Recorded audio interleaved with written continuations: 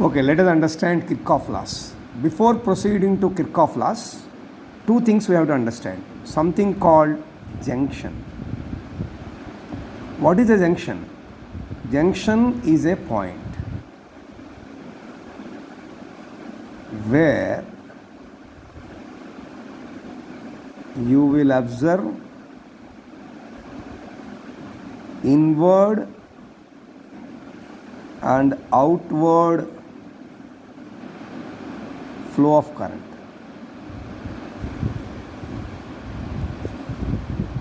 Both inward and outward flow of current. For example, let us call this a junction. So you can have a current going away from the junction. You can have a current coming towards the junction. Again, you can have a current going out, current coming in, current going out, current coming in, current going out, coming in, like that. So inward, outward ఉన్నాయి. So we are calling as current. So let us call them as I1. కరెంట్ని ఐతో represent చేస్తాం కాబట్టి different డైరెక్షన్స్లో current ఉంది. I3, I4, I5, I6, I7, I8. This is what is called junction. ఈ junction మనం observe చేస్తే కొన్ని inward currents ఉన్నాయి, కొన్ని అవుట్వర్డ్ కరెంట్స్ ఉన్నాయి. సో ఇప్పుడు మనం జాగ్రత్తగా దీన్ని ఫస్ట్ లా ఏదైతే కిర్చాఫ్ లా ఉందో ఇలా అర్థం చేసుకోవడానికి, లా డైరెక్ట్గా చెప్పకుండా ఎక్స్ప్లెనేషన్ చెప్తున్నాను, ఎక్స్ప్లెనేషన్ నుంచి లా డైరెక్ట్గా వస్తుంది. సపోజ్ ఇన్వర్డ్ కరెంట్స్ తీసుకో. ఇన్వర్డ్స్ అంటే towards centre. For example I2 towards ఉంది, I4 టువర్డ్స్ ఉంది, తర్వాత I6, అలాగే I8. అలాగే అవుట్వర్డ్ కరెంట్ తీసుకోండి. అవుట్వర్డ్ కరెంట్ బయటకు వస్తున్నది. I1 బయటకు వస్తుంది, I3 బయటకు వస్తుంది, I5 outside, I7 outside. So therefore I1, I3, I5, I7 ఇవి బయటకు వస్తున్న కరెంట్స్. ఇక్కడ కిర్చాఫ్ చెప్పేటువంటి అజంప్షన్ ఏమిటంటే ఇన్వర్డ్ ఫ్లో ఏదైతే ఉందో you take it as positive, outward flow ఏదైతే ఉందో టేక్ ఇట్ యాజ్ నెగిటివ్. అంటే ఇవన్నీ పాజిటివ్, ఇవన్నీ నెగిటివ్ కింద తీసుకుని ఈయన ఏం చెప్తున్నాడంటే total inward current, total inward current ఏమిటవి? I2 plus I4 plus I6 plus I8, I2 plus I4 plus I6 plus I8. అలాగే total outward current. What is outward current? I1, I3, I5, I7 వీటి యొక్క sigma. So that is I1 minus కదా ఇది, so minus of అన్నారు. I1 plus I3 plus I5 plus I7. Minus ఎందుకు రాసాం? ఇక్కడ assumption చూడండి, assumption cut outward flow negative తీసుకో. ఇప్పుడు ఈ రూల్ ఏం చెప్తుందంటే ఒక జంక్షన్కి టోటల్ ఇన్వర్డ్ ఎంత ఉందో టోటల్ అవుట్వర్డ్ అంతే ఉండాలి. ఎంత కరెంట్ లోపలికి వస్తుందో అంత కరెంట్ బయటికి పోవాలి కదా. అంటే law of conservation of energy లాగా అనమాట. టోటల్ ఇన్వర్డ్ ఎంత ఉంటుందో టోటల్ అవుట్వర్డ్ అంతే ఉంటుంది. అంటే total inward is equal to total outward వేసామనుకోండి. అంటే మనం ఎలా రాయొచ్చు దీన్ని? ఇవి అప్లై ఇన్వర్డ్ కరెంట్ ఇది, అవుట్వర్డ్ కరెంట్ ఇది. అంటే I2 plus I4 plus I6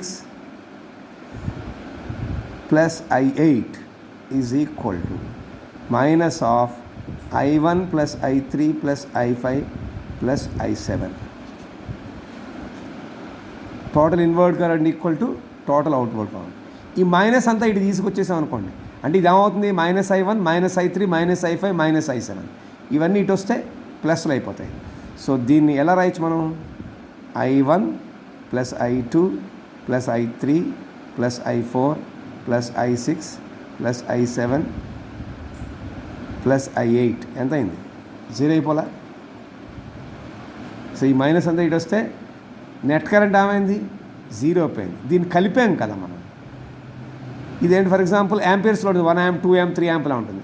అంటే నెంబర్స్ అన్నీ కలుపుతున్నాం, అంటే ఆల్జీబ్రాయిక్ సమ్ అవుతుంది. So algebraic sum net flow current, net current ఎంత వచ్చింది? 0 వచ్చింది. That is what we have to understand here. అంటే total currents flowing towards the junction is equal to total currents flowing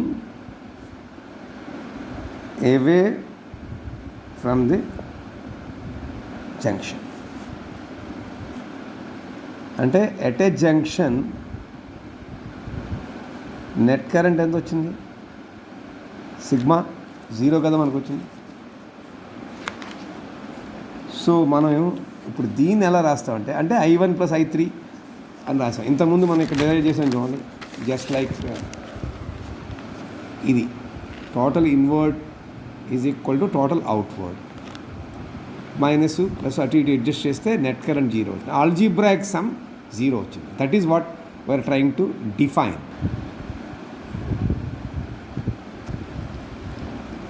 ఇది జాగ్రత్తగా అర్థం చేయండి. Second law, first law currents గురించి మాట్లాడు. సో దేర్ ఫార్ దీన్ని కిర్చాఫ్ కరెంట్ లా అంటాం. Total inward current equal to total outward current, net current is 0. Second లాకి వెళ్ళేప్పటికి ఇక్కడ కరెంట్ గురించి మాట్లాడు కాబట్టి వోల్టేజ్ గురించి మాట్లాడతారు. Therefore it's called Kirchhoff voltage law. మనకు ఆల్రెడీ తెలుసు ఓమ్స్ లా ప్రకారం V equal to IR. V అంటే voltage equal to I into R, అంటే product of current into resistance. వోల్టేజ్కి ఇంకో పేరేంటి? పొటెన్షియల్ డిఫరెన్స్, లేదా దాన్ని ఏమనవచ్చు? ఈఎంఎఫ్ అని కూడా అనొచ్చు. సో V వచ్చిన చోట మనం ఈ రాయొచ్చు. V ఈక్వల్ టు IR అని రాయొచ్చు, లేదా PD ఈక్వల్ టు IR అని రాయొచ్చు, లేదా E ఈక్వల్ టు IR అని రాయొచ్చు. ఇక్కడ ఏం కావాలంటే మనకి క్లోజ్డ్ సర్క్యూట్ తీసుకుంటారు, ఓపెన్ సర్క్యూట్ కాదు, క్లోజ్డ్ సర్క్యూట్. క్లోజ్డ్ సర్క్యూట్ అనొచ్చు, లేదా క్లోజ్డ్ నెట్వర్క్ అనొచ్చు. సో ఒక చోట బయలుదేరితే మళ్ళీ అక్కడే ఎండ్ అవుతుంది. Therefore it is also called loop లేదా మెష్. సో మెష్ రూల్ అనొచ్చు, లూప్ రూల్ అనొచ్చు. ఇందాకడది ఇది జంక్షన్ రూల్, ఇదేమో లూప్ రూల్. ఇక్కడ product of current into resistance తీసుకుంటాడు, current into resistance I into R తీసుకుంటాడు.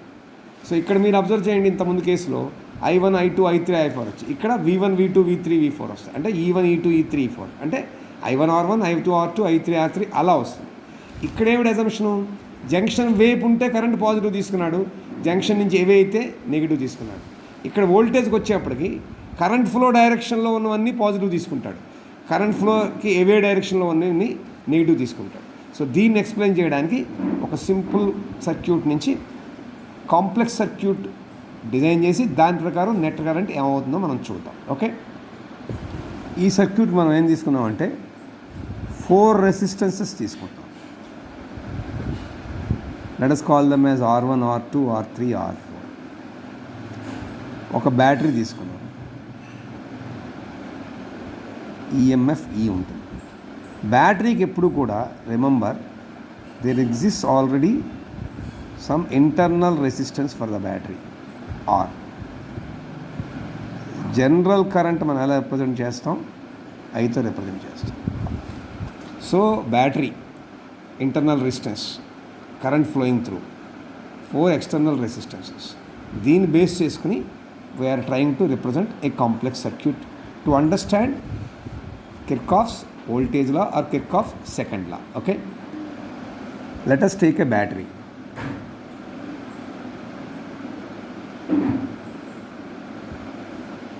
Battery in EMF under. This is positive, this is negative. Its internal resistance is this one. ఈ డైరెక్షన్లో current flow. Same battery తీసుకో. Okay, I అనే current flow అవుతుంది.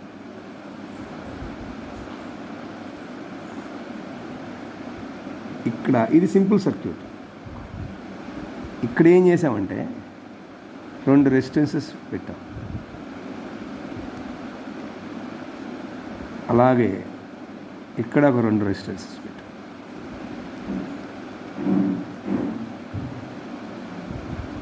Call them as R1, R2, R3, R4. ఈ current ఇక్కడికి వచ్చేప్పుడు చూడండి, ఈ డైరెక్షన్లోకి వచ్చేప్పటికి I1 కింద మారుతుంది. ఈ I1 ఇలా ట్రాన్స్పోర్ట్ అవుతుంది. ఇక్కడికి వచ్చేప్పుడు కూడా ఇది I1 ఉంటుంది. ఈ కరెంట్ ఇలా I1 వెళ్ళింది కదా ఈ డైరెక్షన్లో, కిందకు వచ్చేప్పటికి ఇది ఏమవుతుంది I2. సో ఈ డైరెక్షన్లో I2 ట్రాన్స్పోర్ట్ అవుతుంది. ఇక్కడ కూడా ఇది I2 ఉంటుంది. ఇక్కడికి వచ్చేప్పటికి I2. ఈ I2 ఇలా వెళ్ళి I2కి వెళ్తాం. ఈ I1 I2 ఇక్కడ ఈ జంక్షన్ దగ్గర కలిసి మళ్ళీ Iగా వెనక్కి వెళ్ళిపోతాం. Carefully observe. I'm again reexplaining. జాగ్రత్తగా గమనించండి. ఒక బ్యాటరీ తీసుకున్నాం, ఈఎంఎఫ్ లేదా వోల్టేజ్, ఇంటర్నల్ రెసిస్టెన్స్ R, ఇది పాజిటివ్, ఇది నెగిటివ్.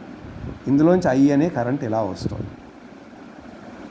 ఇక్కడికి వచ్చేప్పటికి ఈ జంక్షన్ దగ్గర ఇటు డివైడ్ అయ్యి కరెంట్ 2 ముక్కలైంది. I1 కింద, I2 కింద. ఈ I1 అనే కరెంటు 2 రెసిస్టర్స్లోంచి వెళ్తుంది. R1 అనే రెసిస్టెన్స్లోంచి, R2 అనే రెసిస్టెన్స్లోంచి అదే కరెంట్ వెళ్తుంది. అంచేత 2 చోట్ల I1 వచ్చింది. రెసిస్టెన్స్లు మాత్రం R1, R2. అది పాత్ 1. సెకండ్ పాత్ తీసుకుంటే ఈ I అనే కరెంట్ ఆల్రెడీ ఇలా హారిజాంటల్గా I1గా విడిపోయింది, ఇలా వర్టికల్లీ డౌన్వర్డ్స్ I2గా విడిపోయింది. ఇక్కడ దీనికి ప్యారలల్గా ఈ I2 అనే కరెంట్ మళ్ళీ 2 రెసిస్టెన్స్లోంచి వెళ్తుంది. R3, R4 ఎక్స్టర్నల్ రెసిస్టెన్స్లోంచి అదే సేమ్ I2 కరెంట్ ఫ్లో అవుతుంది. సో ఈ I2 కరెంట్ ఇలా పైకి వస్తుంది. ఈ సైడ్ నుంచి I1 వస్తుంది. ఈ I1, I2 కలిసి ఈ జంక్షన్ దగ్గర మళ్ళీ I అయిపోయి రివర్స్లో మళ్ళీ నెగిటివ్కి వెళ్ళిపోతుంది. So you can just name it as junctions A, B, C, D. ఈ జంక్షన్స్కి అలా పేరు పెట్టాం. ఈ ఆల్రెడీ వాడేసాం మనం. So therefore you call it as F and G. ఈ మొత్తం కిర్చాఫ్ సెకండ్లో అర్థం చేసుకోవాలంటే డయాగ్రామ్ క్రూషియల్. సో డయాగ్రామ్ అందరికీ అర్థమైంది అనుకుంటున్నాను. సో ఇప్పుడు లెట్ us అండర్స్టాండ్. ఇప్పుడు మనం ఏం చేయాలంటే ఈ లా అప్లై చేయాలి అంటే ఇక్కడ ఒక ఎజంప్షన్ ఉంటుంది. Positive negative convention. ఎజంప్షన్ అనే కన్నా మనం ఏమనొచ్చు అంటే దీన్ని better call it as a convention. ఇక్కడ వీడు తీసుకునేది వోల్టేజ్ లేదా ఈఎంఎఫ్ లేదా product of current into resistance. అంటే I ఇంటూ R అంటే V అనమాట. వీడేం తీసుకున్నాడంటే EMF in the direction of flow of current, దీన్ని పాజిటివ్గా తీసుకుంటాం. కరెంట్ ఏ డైరెక్షన్లో వెళ్తుందో ఆ డైరెక్షన్లో IR పాజిటివ్ తీసుకుంటాం. సెకండ్ అజంప్షన్ ఏంటంటే EMF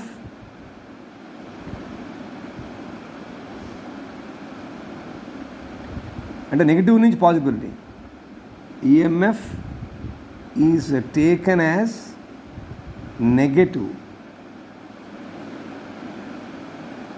from negative pole to positive pole of the battery. ఏమిటి దీని అర్థం? దీని అర్థం ఏంటంటే ఇలా తీసుకునేటప్పుడు క్లాక్ వైజ్ పాజిటివ్ తీసుకో. కరెంట్ ఇలా తీసుకున్నాం అనుకో యాంటీ క్లాక్, ఇది నెగిటివ్ తీసుకో. ఈ డైరెక్షన్లో ఉంటే పాజిటివ్ తీసుకో, ఈ డైరెక్షన్లో ఉంటే నెగిటివ్ తీసుకో. ఇది అప్లై చేస్తాం మనం. ఇక్కడ మనకి క్లోజ్డ్ లూప్ లేదా క్లోజ్డ్ మెష్ ఏమున్నాయో చూడండి.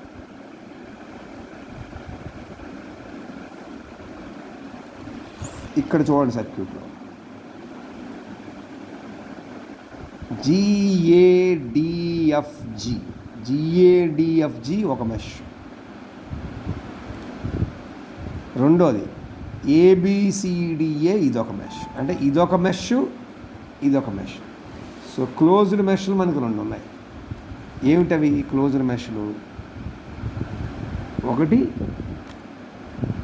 GADFG, రెండోది ABCDA. ఈ రెండు మెష్లు మనకి. again I'm repeating. Observe. GADFG ఒక మెష్, ABCDA ఒక మెష్. ఈ డైరెక్షన్లో anti clock, positive, clock wise ఈ డైరెక్షన్లో, అంటే నెగిటివ్ నుంచి పాజిటివ్కి, దట్ ఈజ్ నెగిటివ్. ఈడ తీసుకోవాలి మనం. సో ఇది ఉపయోగించుకొని మెష్ GADFG తీసుకున్నాం. ఫస్ట్ మెష్ తీసుకున్నాం. ఇక్కడ ఎవరెవరు ఉన్నారు చూడు. ఇది IR, ఇది I1R1, ఇది I2R2. Okay. So there four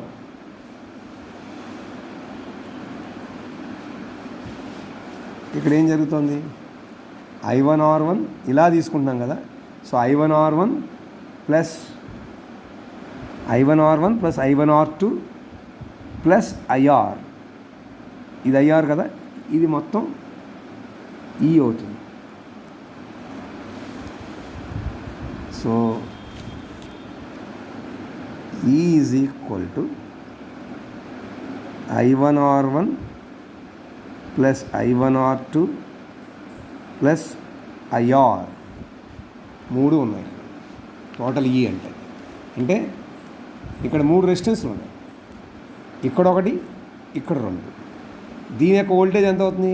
current into resistance I1 into R1.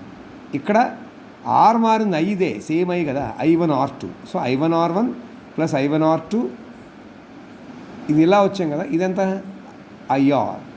So IR plus I1R1 plus I1R2, ఇది టోటల్ EMF అయింది ఈ direction for this mesh. So that is what I have return. హో, ఇది అర్థమైందా? Now let us take the mesh ABCDA. ABCDA is this mesh. ఇది జాగ్రత్తగా observe చేయండి. అంటే సమ్ ఆఫ్ ది ప్రోడక్ట్. ఇప్పుడు ఇక్కడ మనకి ఈ మెష్కి వెళ్ళే ముందు లెట్ us see.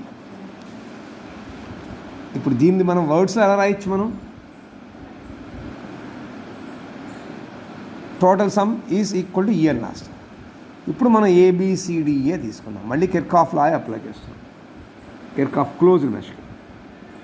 ఇక్కడ చూడండి జాగ్రత్తగా సర్క్యూట్లో.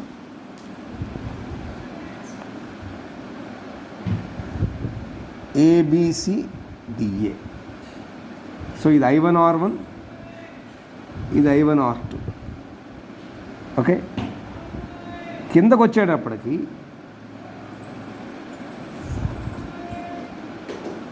ఇది నెగిటివ్ నుంచి వస్తుంది కరెంట్. సో I2R4, I2R3 ఈ రెండు నెగిటివ్ అవుతాయి. బికాజ్ ఇది ఇలా వచ్చింది, ఇది ఇలా వచ్చింది కదా.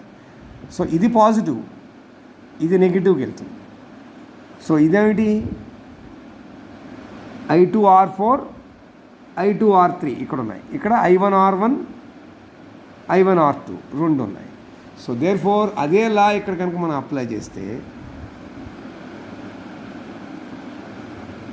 I1R1 plus I1R2 minus I2R3 minus I2R4, ఇది జీరో నెట్. సో క్లోజ్ మెష్లో ఏమీ లేదు. అంటే ఏమైంది? ఇది I1R1 plus I1R2 is equal to I3R3 plus I2R4 అవలా? ఈ మైనస్ ప్లస్ చేస్తే అంటే ఈ క్లోజ్డ్ సర్క్యూట్లో ఇటు నుంచి ఎంత వోల్టేజ్ వస్తుందో ఈ వోల్టేజ్ దీంతో నెగేట్ అవుతుంది. అలాగే ఇటు వోల్టేజ్ ఎంత వస్తుందో ఇటు వోల్టేజ్ కూడా అంతే వస్తుంది అర్థం. అంటే సమ్ ఆఫ్ ప్రోడక్ట్ జీరో అయిందా లేదా. So therefore algebra net తీసుకుంటే మొత్తం జీరో వచ్చింది కదా. సో దీన్ని మనం ఎలా చెప్పచ్చు అంటే in a closed mesh algebraic sum of EMFs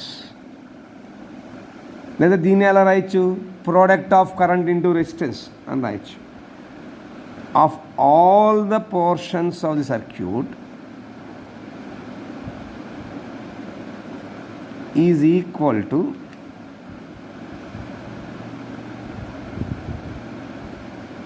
algebraic sum of products of current and resistances.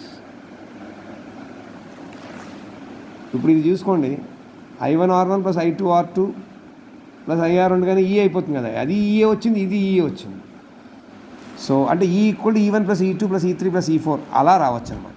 So ఇక్కడ తీసుకున్న ఆల్జీబ్రాయిక్ సమ్ జీరో వస్తుంది. ఓన్లీ మనం గుర్తుపెట్టుకోవాల్సింది ఏంటంటే things to remembered are anti clock you take it as positive, clock you take it as negative. ఇది positive అయితే ఇది negative. This is what you have to understand about Kirchhoff laws. Okay fine. Kirchhoff లాస్ని base చేసుకుని complex సర్క్యూట్లో voltage and current measurement చేయడానికి, voltage current రెండు measure చేయాలంటే galvanometer వాడతాం. సో దీన్ని బేస్ చేసుకుని ఇక్కడ 4 రెసిస్టెన్సెస్ తీసుకుంటాడు. Let us say PQRS. వీటిని ప్యారలల్గా బేస్ చేస్తాడు అక్రాస్ ది గ్యాలనోమీటర్. అంటే ఏమిటి, సపోజ్ ఇలా 2 రెసిస్టెన్సెస్ తీసుకున్నాం, call them as P and Q. మళ్ళీ again call it as R,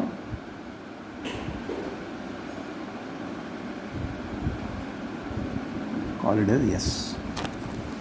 so 4 resistances తీసుకున్నాం. ఈ 4 రెసిస్టెన్సెస్లో across we are connecting let us say a galvanometer. గ్యాలనోమీటర్లో మనం కరెంట్ ఎలా తీసుకుంటామంటే IG, current flowing through galvanometer కాబట్టి ఐజీ అని. ఇప్పుడు ఏం చేసామంటే you take a battery, EMF E ఉంటుంది, ఇంటర్నల్ రెసిస్టెన్స్ ఆర్ ఉంటుంది. So from this current I is flowing. So this is I is coming and the same thing will come out.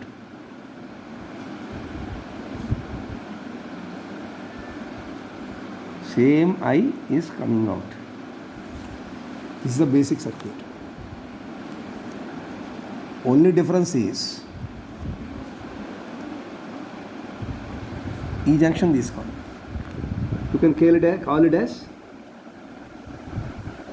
A, B, C and D. So ఇక్కడ మనం ఏం తీసుకున్నాము, ఈ బ్రిడ్జికి 4 arms ఉన్నాయన్నమాట, 4 arms ఉన్నాయి.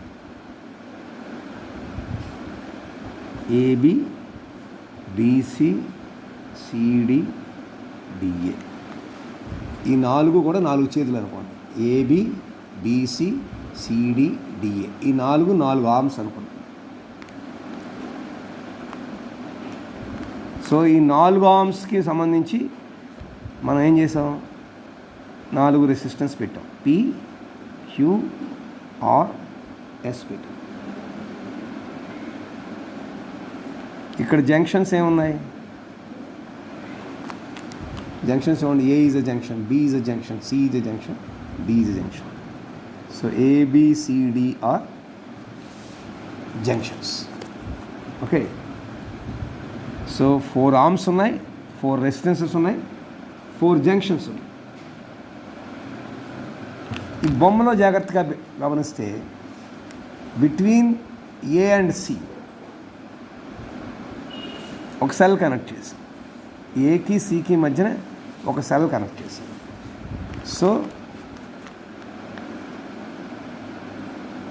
Between junctions A and C a cell of EMF E, internal resistance small r with current I is connected. A కి C కి మధ్యన EMF E ఉండి internal resistance RI current I ఉన్నటువంటి ఒక సెల్ కనెక్ట్ చేసాం. అలాగే between B and C IG current వస్తున్నటువంటి ఒక గ్యాల్వనోమీటర్ని మనం కనెక్ట్ చేసాం. అంటే ఎ గ్యాల్వనోమీటర్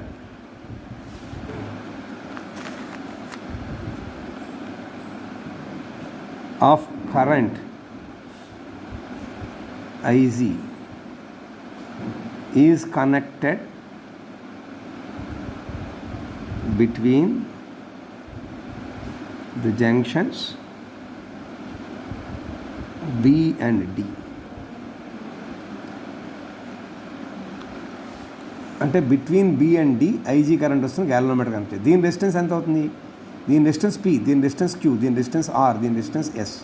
సో దీని రెసిస్టెన్స్ ఏమవుతుంది? జీ. సో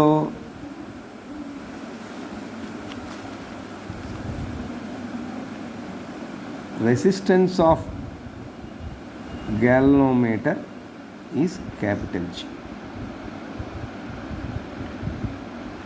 ఇప్పుడు మనం ఏం చేస్తామంటే ఈ 4 రెసిస్టెన్స్ని అడ్జస్ట్ చేస్తూ ఉంటాం సచ్ దట్ గ్యాల్వనోమీటర్ ఎప్పుడు కూడా నల్ డిఫ్లెక్షన్ వచ్చేలా బ్యాలెన్స్ అయిపోతుంది అనమాట. అది బ్రిడ్జ్ బ్యాలెన్సింగ్ అని అర్థం. అంటే పీక్యూఆర్ఎస్ అనేటువంటి రెసిస్టెన్స్ని అడ్జస్ట్ చేయడం ద్వారా గ్యాల్వనోమీటర్లో డిఫ్లెక్షన్ రాకుండా చేస్తే అంటే కరెంట్ త్రూ గ్యాల్వనోమీటర్ ఐజీ 0 అయిపోవాలన్నమాట. ఐజీ ఎప్పుడైతే 0 అయిపోయిందో ఈ బ్రిడ్జ్ బ్యాలెన్స్ అయినట్టు లెక్క. That is what we are trying to write. అంటే పీక్యూఆర్ఎస్ని అడ్జస్ట్ చేయడం ద్వారా గ్యాల్వనోమీటర్ నల్ డిఫ్లెక్షన్ 0 డిఫ్లెక్షన్ వస్తే అంటే కరెంట్ త్రూ గ్యాల్వనోమీటర్ 0 అనమాట. అప్పుడు బ్రిడ్జ్ బ్యాలెన్స్ అయ్యింది అంటారు.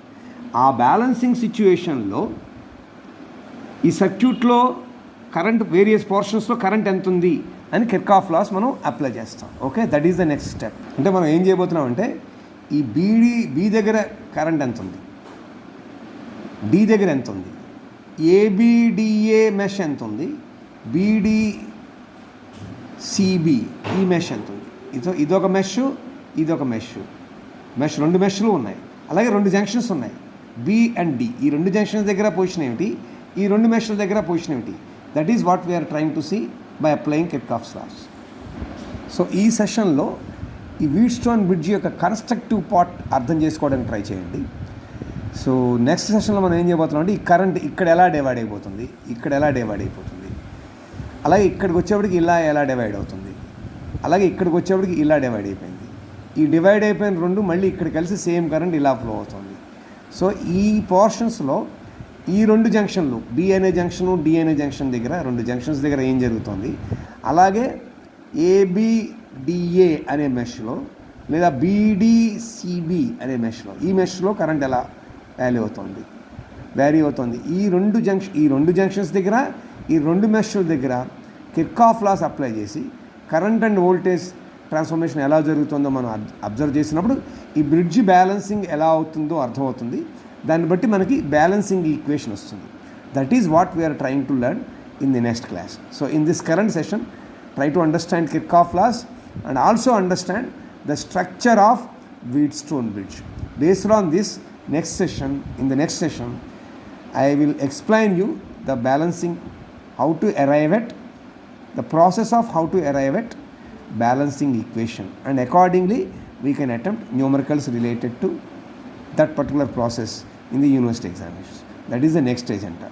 So till we meet again, stay home, stay safe, stay blessed. All the best.